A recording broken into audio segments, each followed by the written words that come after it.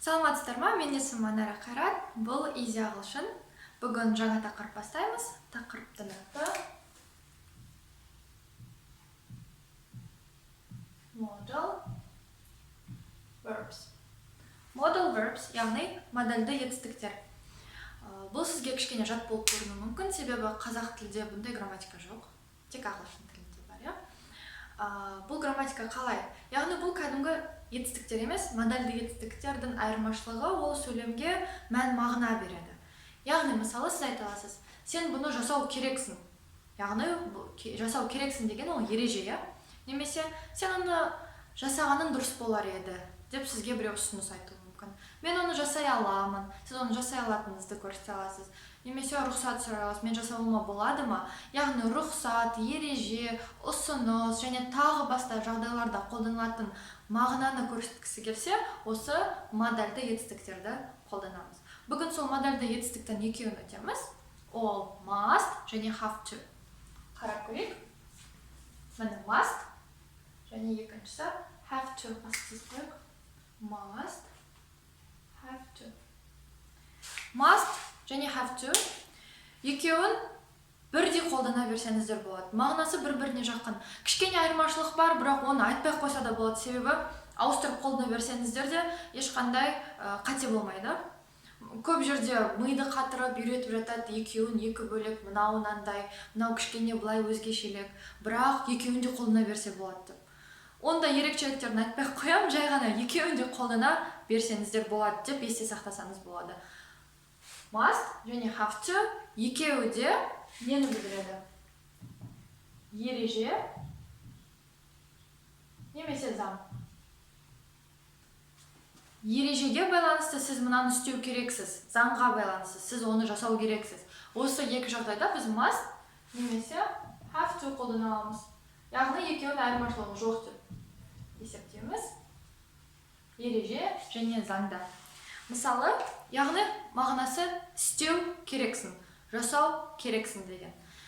Мысал келтірейік. Сіз аэропортқа бардыңыз, әуежайға, және де басқа қалаға ұшқыңыз келіп жатыр. Сізде ереже бойынша, заң бойынша билет болу керек. Ол билет болмаса, сіз ұша алмайсыз, Соны біз осы екі сөйлеммен айта аламыз. Мысалы, сенде билет болу керек.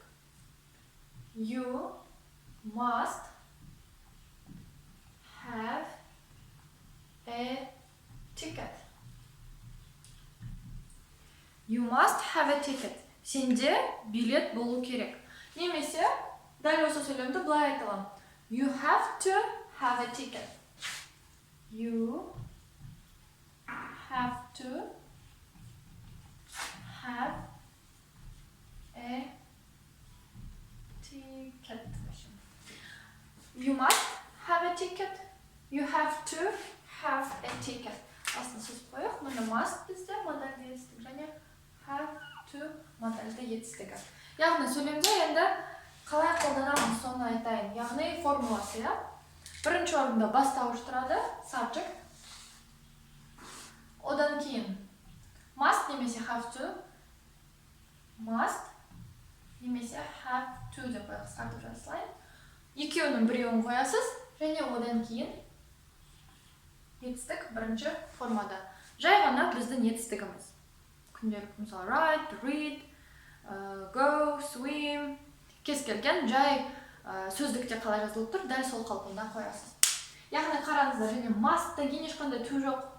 Must to have деген қате, жай ғана must have. Have to да to бар, ол өзінің модальді етістіктің өзінің to деген сөзі бар, бірге жүреді, have to. Must құрызы, have to мен жүреді. Әрқашанда must to десеңіз қате, have десеңіз де қате, to-ды алып тастауға болмайды. Қайдан must-тан кейін ештеңе қоймаймыз, have-тан кейін have to қойғанда. Және етістік бірінші формада дәл сөздікте жазылғандай. Сонда, you must have a ticket. Сенде билет болу керек. You have to have a ticket. Сенде билет болу керек. Айырмашылық жоқ. Екеуін ауыстырып қолдана берсеңіздер болады. Бәрі ағылшын тілінде бұндай оп-оңай болса, грамматиканы бәрі тез-ақ үйреніп алатын еді, Кішкене енді айырмашылықтар бар жерлерге тоқталайық. Енді болымсыз сөйлемдерді қарап көрейік. Болымсыз сөйлемде must not дегенді білдіреді. Керісінше істеу керек емессің, жасамау керексің. Яғни бұл да ереже заң, сіз жасамау керексіз деген. Қысқартып біз оны mustn't деп айтамыз, және оны т оқылмай қалады. Mustn't емес, mustn't. Тыны оқымаймыз. Mustn't. Толық жолы must not. Мысалы, жаңағы әуежайда ала берейік. Бір қандай да заң болсын. Мысалы, сіз темекі шекпеу керексіз. Ұшақтың ішінде темекі шекпеу керек. Бұл заң, ереже, сіз оны жасау керексіз. Соны осымен айта аласыз. Сонда қалай болады? You бастауыш, you. Келесі must not. Немесе mustn't деп жазсаңыз да болады. Сөйлегенде де солай айтсаңыз болады, қысқартып. You must not темекі шегу. Smoke. You must not smoke. You mustn't smoke. Сіз темекі шекпеу керексіз. Бұл заңға қайшы. Сіз оны жасамау керексіз. Яғни сізде ешқандай таңдау жоқ, сіз оны істемеу керексіз болды. You must not smoke. Істемек болды заң. Немесе you mustn't smoke. Көбінесе күнделікті өмірде қысқартып айтамыз. You mustn't smoke. Ал егер күнделікті өмірде толық айтқыңыз келсе, you must not smoke. Ол деген mustn'ттан да қатты сіз кәдімгідей ұрсып түсіндіріп жатқан кезде солай қолдансаңыз болады. Мысалы, you mustn't smoke. Сіз темекі шекпеу керексіз. Ал уже жынданып кеттіңіз. You must not smoke. Шекпе болды. Жындандыңыз. Сол кезде толық нұсқасын айтсаңыз болады. Бірақ бәрібір қайсысын қолдансаңыз да өз еркіңіз. Түсінікті, иә, болымсыз сөйлемде осылай келеді. Келесі have to. Have to-ге байланысты тағы бір ереже бар болымды сөйлемде. Қараңыздар, have to әрқашан have to болып қолданылмайды. He, she, it, яғни ол, ұл, she, ол, қыз, it, ол, жануар немесе зат. Осы үшеуінде have to, has to-ге ауысып кетеді. Has to. Яғни сіз he have to деп айта алмайсыз. Have to мүлдем болмайды. Қате, тек қана has to деп айта аласыз. Has to болып өзгеріп кетеді. Ал are you with a have to. Сонда мынау сөйлемде you have to have a ticket. Ал қызға айтатын болсақ, she has to have a ticket. She has to have a ticket. Ол да билет болу керек.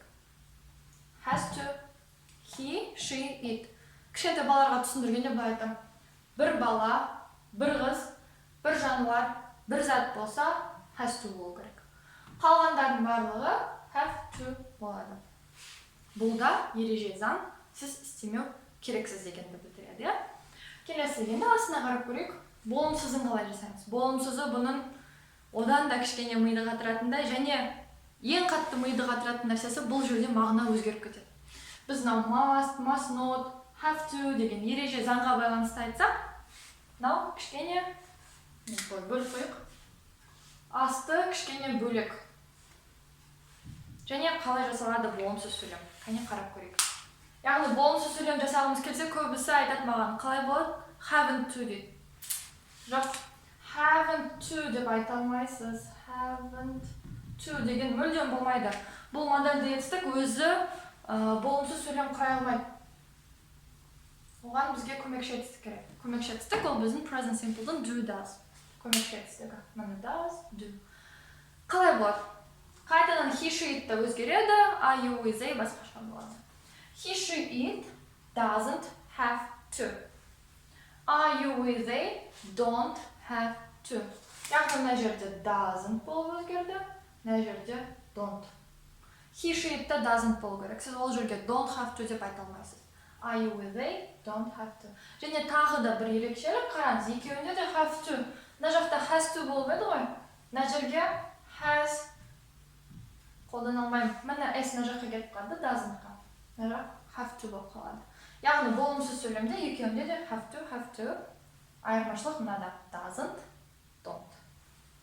Енді айттым, бұның мағынасы мүлдем өзгеріп кетеді.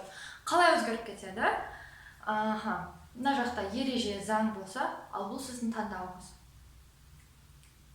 Таңдау. Яғни сіз таңдай аласыз, оны істесеңіз де болады, істемесеңіз де болады. Сізге біреу өзінің советін айтса болады осы арқылы. Мысалы, қарап көрейік. Әлде жаңағы әуежайды ала берсек болады. Мысалы, айтайық, әуежайға бардыңыз. Ұшақта отырсыз. Бір күшті иіс келіп жатыр. Тамақ келіп жатыр. Тамақ. Бірақ кейбіреуіне әуежайдың тамақтары ұнамайды. Яғни ұшақтағы тамақтар ұнамайды. Сіз оны жеуге міндетті емессіз. Сізде таңдау бар. Жесеңіз де болады, жемесеңіз де болады. Яғни бұл жерде бізде таңдау. Ең басты. Кілт сөз таңдау. Сіз таңдай аласыз. Жесем де болады, жемесем де болады. Сонда айта аламын мен сізге. You don't have to eat. Сен жемесең де болады. Не обязательно, орысша айтсақ, міне дәл осы білдіретін нәрсе. Тебе не обязательно кушать. Сізге жеу міндетті емес. You don't have to eat. Мына жақта мысалы must not десем, сіз оны істемеу керексіз, бұл ереже. Істеме болды. Ал мына жақта сізде таңдау. Жесеңіз де болады, жемесеңіз де болады. Немесе тағы әуежайға кірген кезде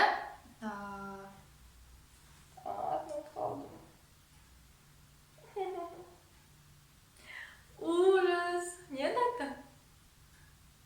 Duty free. Әуежайға. Немесе тағы бір жағдай. Және де тағы бір жағдай. Сіз әуежайға кірдіңіз, ұшағыңыз ұшпай жатып, сізде уақыт бар.